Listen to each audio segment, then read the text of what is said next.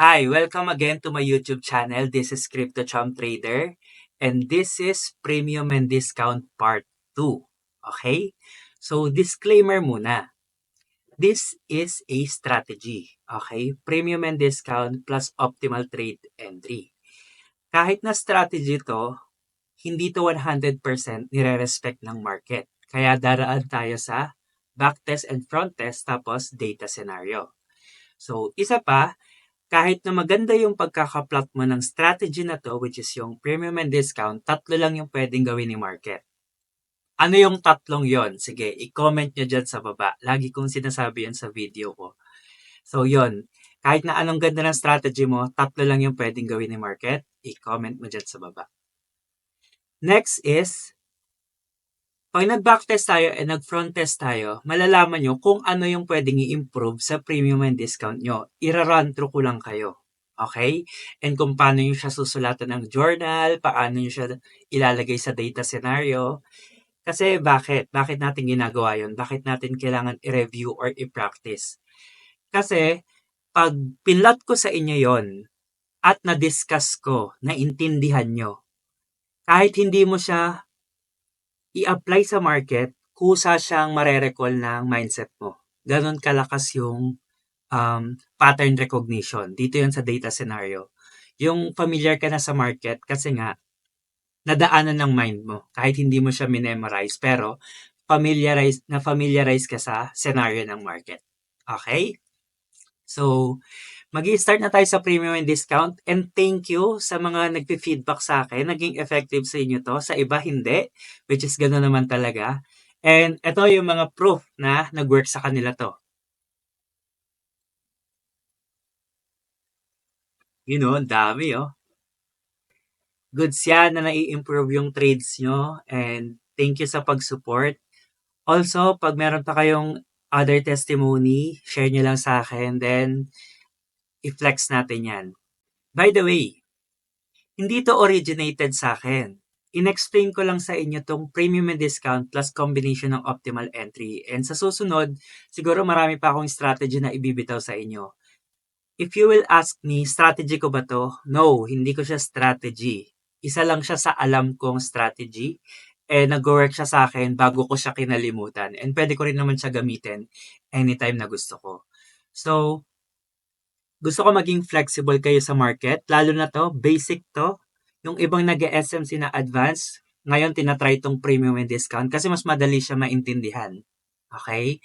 So, okay lang yan. Basic to and mas naiintindihan mo. Pwede mo siyang ma-apply sa market.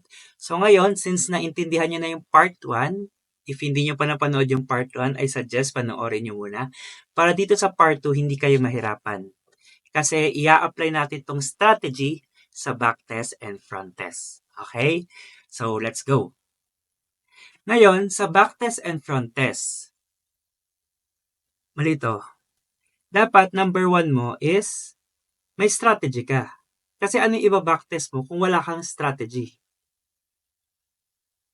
Strategy. Okay, number 2, choose a pair. Number 3, choose a day. Number 4, choose a time frame. And so on. So marami pa to, depende kung anong klaseng trader ka. Pero basic lang yung pinapakita ko sa inyo dito kung paano kayo magba-backtest. So backtest muna tayo. So number 1, may strategy na tayo. Premium and discount plus optimal entry. Number 2, choose a pair. So ang napili ko, grass, kasi tinuro ko na rin yon. Number 3, day. Sabi natin, pwedeng month yan, day or year. Pwede kang pumunta sa December last year, sa January, February, or sa March. So, punta tayo sa March. And time frame natin, sabi natin 15 minutes kasi mas maraming scalper sa inyo. Okay? So, input natin. Strategy, premium and discount, pair, grass, USDT,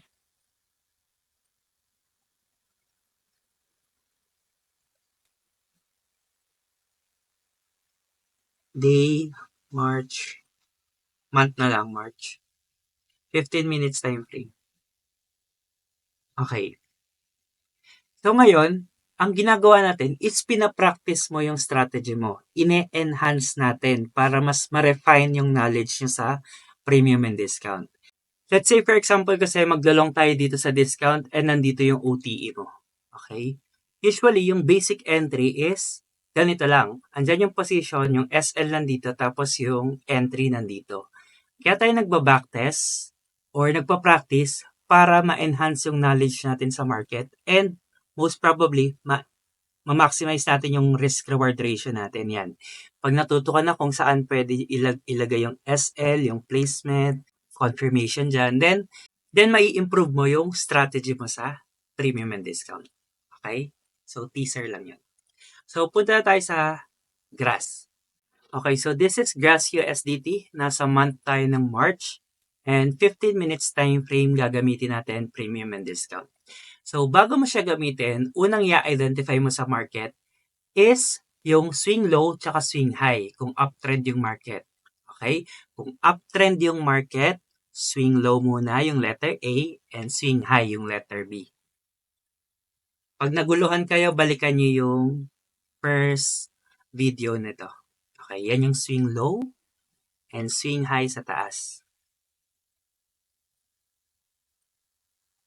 Okay. Next.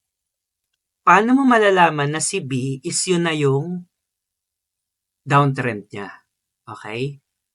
Yun na yung pababa niya. Pag pinlat mo yung premium and discount mo muna dito. Okay? Alisin muna natin yung OTE. Start.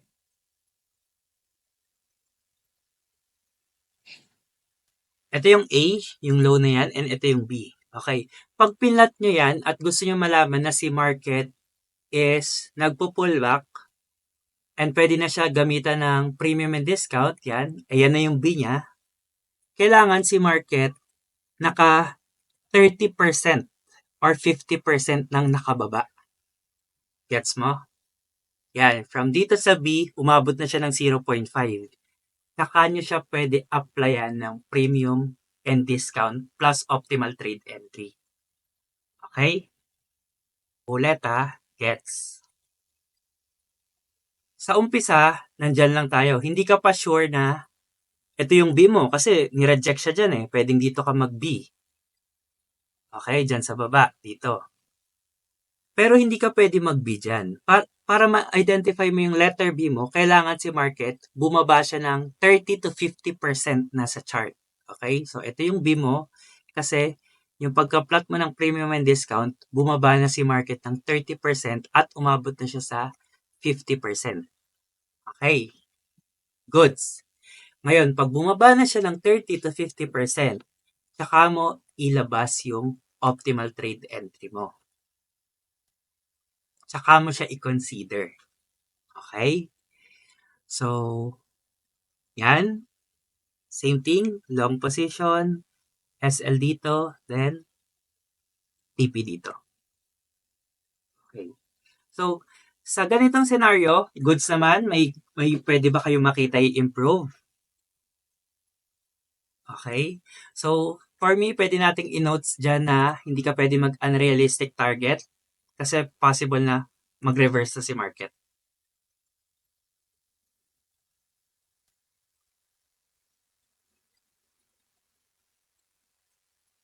Careful sa unrealistic target.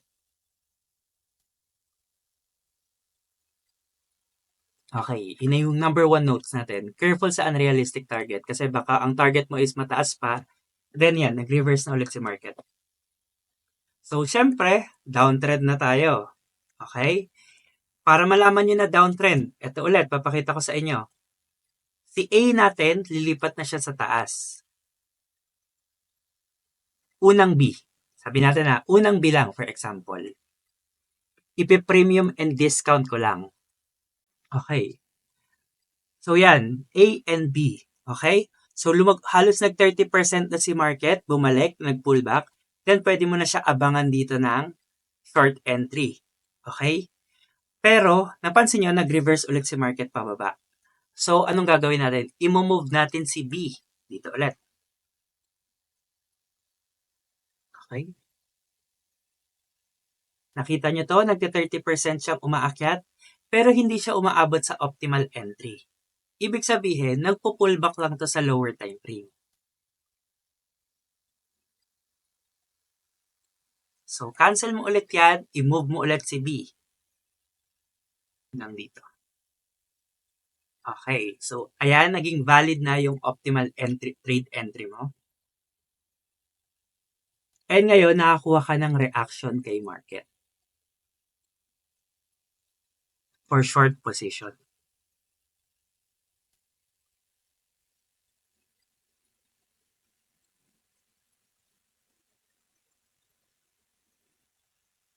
So, yung ginawa natin kanina, na minumove natin si B, ang tawag doon, scaling.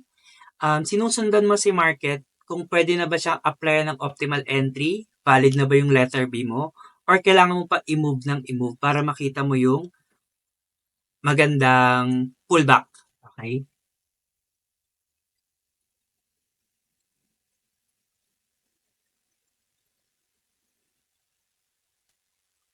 Yan, ini-scale natin and ngayon nakakuha tayo ng valid pullback. So ano pa yung pwede nating matutunan dito? Okay? If ikaw nag-advance entry ka,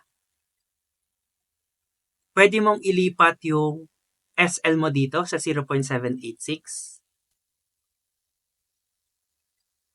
Entry or SL 0.786. And pwede ka maiwan doon. So let's say for example, nag-advance entry ka, yung entry mo is napunta dito sa 0.786 kasi minsan maganda yung tapik dyan, dyan siya tumatapik. And nandito yung SL mo. Yan lang, pwede kang maiwan. Okay? Pero, mas maliit yung risk mo dito. Yun yung advantage niya. Pag dito ka naman, nag-entry sa 0.618, tas yung SL mo nilagay mo sa 0.786, possible naman yan ma-hit. Okay?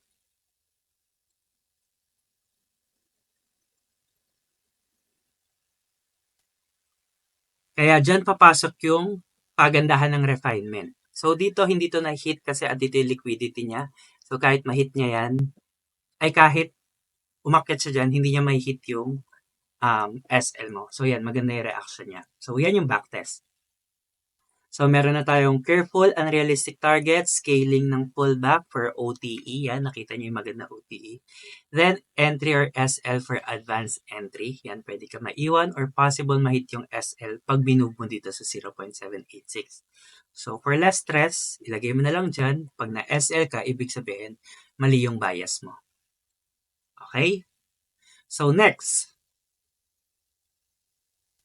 Ay dito. Okay. Ito yung example na si market tumatapik sa 0.786. And nagiging valid tong advanced entry mo. So, yan. Papakita ko lang. Yan. So, maganda yung 0.786 niya, di ba? So, imagine dito ka pumasok sa 0.618, dyan yung SL mo, and dito yung TP. 1.55 lang yung bibigay niya sa'yo na RR. Pero kung sa 0.786 ka nag-abang, medyo advanced, 3.4 agad yung nabigay niya sa'yo na RR. And bonus na lang kung marunong ka pa mag-refine. So, yun. Yan yung number 3. Binigay ko lang sa inyo example, so hindi na natin yan i-add. Ang bilis ko magsalita. Next, ito. Okay? So, may magandang lesson dito kasi naturo ko na to sa VIP. From swing high to swing low. Okay.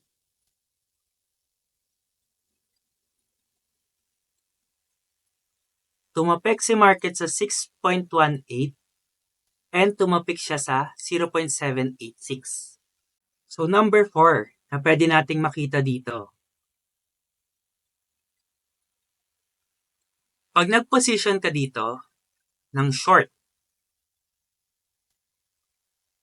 okay? At nag-react na si market ng ganito. At naisipan mo lang mag-break even. Ma-out ka sa market kahit tama yung bias mo. Kasi bumalik si market sa 0.786. Okay? So, break even. Ma-out ka sa market. Ano pa?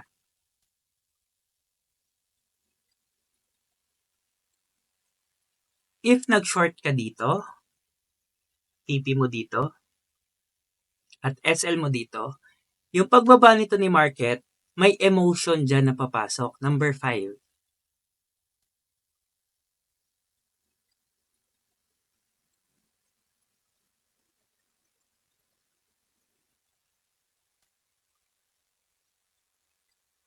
Ito lang naman yung pagpipilian mo sa emotion. Kaya mo bang makita na itong price na to, na profit na, malaki na yung PNL, babalik pa sa negative? Kasi kung kaya mong makita, at kaya mo pang kahit makita na ma-SL siya, then hahayaan mo lang siya.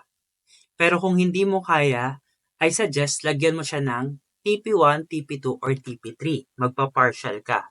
Okay? Which is yun yung number 6.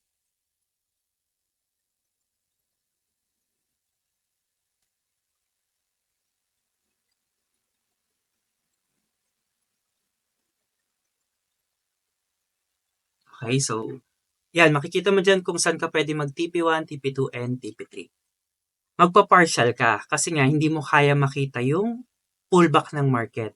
Ito yung kakaiba sa swing trader. Yung PNL mo minsan 2,500% na tas bumabalik pa sa negative sa 500% or 400. Minsan bumabalik pa sa SL. Yan yung emotion na kailangan mo mag-decide. So ganito lang naman yan eh. Kung naiisipan mo na magtitipi ka dito, i-close mo lang din siya dyan. I-close mo na siya dito. Okay? Kasi dito, nung bumababa siya, yung emotion mo, ay maaabot pa niya yung TP. Pero nagpo-pullback na siya, takot na yung nangingibabaw, ay baka bumalik siya sa enterprise or ma-SL pa. So kung natatakot ka dito sa area na to, I suggest bago pa siya mag-pullback, i-TP mo na siya dyan, i-early TP mo na siya dyan. Okay? So side note lang yon, decision making, depende pa rin sa'yo. Kung gusto mo tapusin yung setup, okay lang din. Pero na-try ko na to na minsan bumababa na dyan si market, hindi pa niya hinagip yung TP, tapos dumaretso siya sa SL. So, ganun talaga.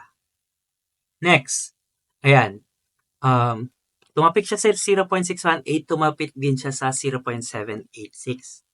Makikita nyo na pwede kayong mag-DCA, more on advance na to, yung nag-short kayo dito, tapos mag-short pa ulit kayo dito. Advance na yon, pero at least diniscuss ko lang sa inyo kung saan kayo pwede mag-re-entry ulit. Kunyari, na-break even kayo, pwede kayo mag-re-entry ulit sa market kasi may 0.786 pa kayo. Okay? Pero more on advance na tong si DCA yung dalawa yung entry niya dito. Tapos magbe-merge. Okay? So, mas malaki yung profit mo by the time na na-hit niya yung take profit dito. Okay? So, I hope you're learning something. Dito pa lang yan sa backtesting. Ganyan mag-backtest.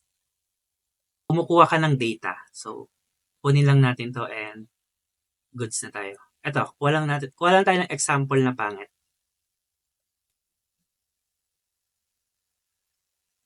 Okay, isa example. Swing low to swing high, tapos yan. Ay, swing high to swing low din yan. I-short mo siya.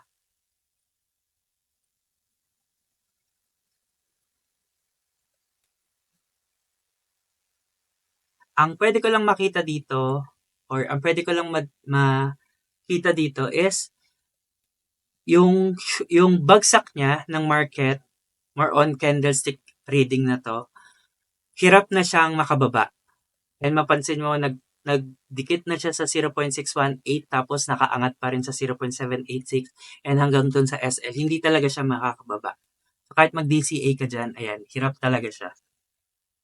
So from this leg, okay, nagkaroon ng sideways dito sa loob. So hindi talaga makakababa si market. Kailangan niya to mag-sweep ulit ng liquidity sa taas para makababa siya ulit. So yon, hindi ko na i-add dyan. Balik tayo sa layer. So itong data na na-accumulate mo, ilalagay mo yan dito sa scenario. Okay? Malalaman mo na pag nag-trade ka, meron kang 7 data na pwedeng gawin kay market. Hindi ka basta-basta magtataas ng take profit kasi careful ka sa unrealistic target. Hindi ka basta-basta maglalagay ng B, okay? Kasi hindi ka pa sure, wala pa siyang binababa.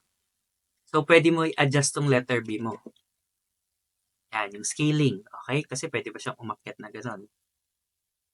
Yan yung mga points na pwede mong i-improve sa strategy mo. Next, yung entry mo or SL sa 0.786.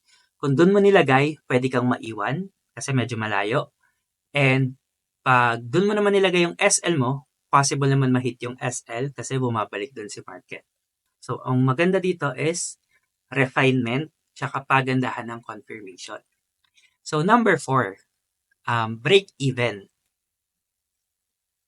Minsan kasi, pag nag-react na si market sa entry price mo at nakikita mo agad 100% or 200%, lalo na pag naka-max level ka, minumove mo yung SL mo for break even. Goods naman yon, may advantage naman kasi instead na ma-SL ka or bumalik siya sa SL mo, safe ka na. Walang talo, wala ring panalo. Pero what if binalikan niya lang yung SL mo for liquidity, pero valid naman yung bias? Okay, so break even. Number 5, yung emotion on decision making. Okay. Nangyayari to sa mga trail stop.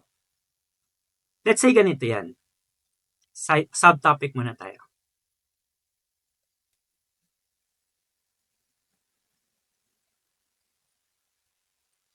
Yung profit mo dapat dito is $200. Nandito na siya sa $150. Okay? Yung price umaabot na dyan. Tapos, ikaw, ang ginagawa mo, minumove mo yung SL mo dito. Okay? So, ayaw mo pa kunin yung $150, pero pag na-SL siya, nagka-trail stop ka, sabihin natin negative $30. Ay, negative 30 tuloy. $30. Hindi na siya negative kasi kahit umangat siya or bumaba siya, may profit ka. Ngayon, pag nagmo-move ka ng trail stop, ibig sabihin, pinipili mo yung lower price kesa doon sa current price niya. Okay? Yun yung disadvantage. Kasi hinahayaan mo siyang makuha niya yung 30 pag na-SL siya, instead na kunin mo na yung 150. Nagigets niya yung point, yung decision making. Kasi pag, kunyari, nandito yung entry price mo, nandyan na si price, tapos $30 yung SL na nilagay mo dito. Okay, naka-trail stop ka na. So, either profit ka ng $30 or tumaas pa to. Ngayon, kung hahayaan mo lang din si market ma-SL sa $30, kunin mo na yung 150. Okay, kasi pag bumalik yan dito at na-close nga yan sa $30, may profit loss ka. Profit loss ang tawag dun eh. Natalo ka ng $120. Okay, kasi may profit ka na $120 na 150, kaso hinayaan mong matalo pa siya ng 120 at nakuha mo yung $30. So, yun yung emotion, yung nagko-close ka sa pullback instead na kinukuha mo na dyan sa high. Okay? So, yun yung pwede niyong pag-isipan. Kukunin ko ba yung $150 or pag bumagsak to, willing pa ba akong mag-wait or kukunin ko rin to pag bumagsak. Okay? So, more on decision making yan sa market. Kaya, yun yung mahirap eh. Hindi tayo pare-pareho ng decision making tsaka risk tolerance. Number 6, yung TP1, TP2, and TP3, partial TP. Pwede mo to gawin pag hindi ka sure sa market yung lalo na sa swing. Minsan nagpo-pullback talaga yung market eh. Okay? Nagre-react na siya, pwede kang magkaroon ng TP1, TP2, and TP3. And para magawa mo yon, meron sa mga exchanger nyo ng partial or i-close mo siya, may lalabas doon, 50% kuwanan mo or 25% para at least nakikip mo or nasisecure mo yung capital. Okay? Pero additional work sa inyo yan kung medyo bago pa lang kayo. Kung medyo bago pa lang kayo, itry nyo lang yung basic. Yung basic na ganyan. long, and yan. Wala ng TP1, TP2, and TP3. Wala ng break-even, wala ng DCA, and so on. So, yung DCA, nagagawa lang yan pag sure ka sa bias mo. Okay? Kumbaga, nakaka 2 to 3 trades ka sa isang setup. So, let's say, for example, yan. Kinuha ko yung OTE dito sa A and B. Nag-position ako dito ng long. Okay? So, nag-react si market, bumaba. Then, pwede ulit ako mag-position sa 0.786.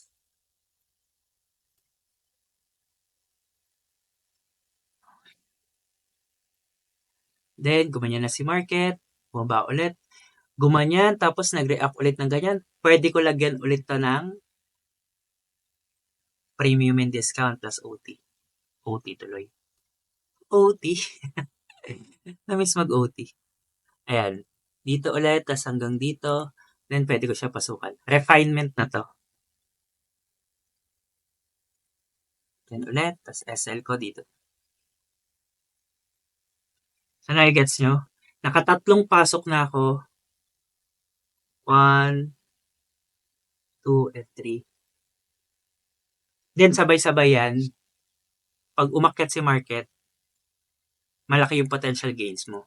Gagawin mo lang to pag sure ka sa bias mo. Okay? Again, punta tayo sa 5, decision making. Sure ka sa bias mo or lahat yan may SL? Ganun lang yon. Tatlo yan may SL. Okay, sure ka sa bias mo, malaki yung profit, or lahat yan may SL? It's up to you, trader. Okay. So that's it.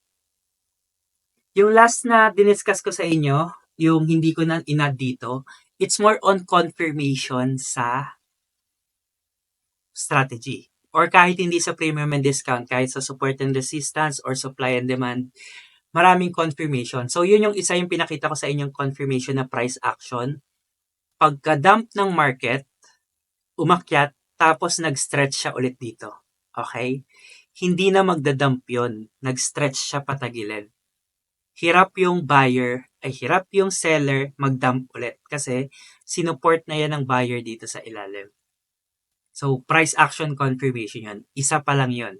Kaya kailangan muna mag-sweep ng buyer sa taas bago siya ulit makababa. Okay? So, more on that sa mga susunod na session. Pero mag-focus muna kayo dito. Medyo advanced to. And pag nahirapan ka dito, you don't need to apply all of this. And gusto ko mag-data ka ng sarili mo. Para pag ikaw nag-aral, at least alam mo yung senaryong nangyayari sa market. Ni-run through ko lang kayo sa backtest. Yung sa front test, punta tayo sa layer. Kala nyo tapos na, no? Kala ko din eh. Meron pa pala. So, part 1. Yung part 1 natin, ito yung trade namin sa VIP. Okay? And TP hit na to. Ngayon, ito yung pinakita ko sa part 1. Andito yung OTE natin. So, napansin nyo, yung B natin umabot sa 50%, tas nag-abang na ako dito ng limit. Kaso, nakuha niya yung take profit. Lumagpas na siya. So, kailangan natin i-move yung B, pero hindi na dito yung A. Kasi naka-create na siya ng panibagong swing high. So, ito yung first swing high. Then, ito ulit yung second. So, it means, naiwan na tayo dito, invalid na to. At na-TP na rin yung taas, nakuha na. So, lipat mo na yung A mo dito. And dito, yan, naging valid na ulit yung market. Yan, nag-react siya dyan. And yun. Front test to wala pa nangyayari. So, yan yung decision making na sinasabi ko sa inyo. Umakyat na si market, malapit na siya sa TP mo, pero bumagsak na yon. So, paanong decision making gagawin mo dyan? Okay, ganyan, entry mo. Ayan. Malapit na siya, pero bumalik pa siya dito sa ilalim. So, pwede ka mag-DCA sa 0.786 ng long. Kung sure ka na tataas yan, pwede mo makita na failed high yan and downtrend na si market. It's up to you, traders. Okay, so yan. Front test yan, wala kang idea. diyan mo maa-apply yung kaninang inaral mo dito sa taas. Okay? Prudence yun. Kumbaga, bago pa mangyari yung market, naaral mo na kung ano kaya yung magiging emotion ko doon. Okay? Ano yung magiging, pag sa akin nangyari to, anong gagawin ko? Kailangan mo na siyang i-solve sa utak mo para pag nangyari nga sa'yo, may solution ka. Okay? So that's it. Medyo napahaba tong video pero I hope may natutunan kayo. Thank you sa support and good luck sa trades this April. Mag-risk kayo. Walang April Fools ngayon. And galing-galingan nyo sa market. Okay? See you ulit sa next video and if you like this video, kindly like, subscribe, and share para marami ring matuto na newbies. Yun lang. Thank you. Bye-bye.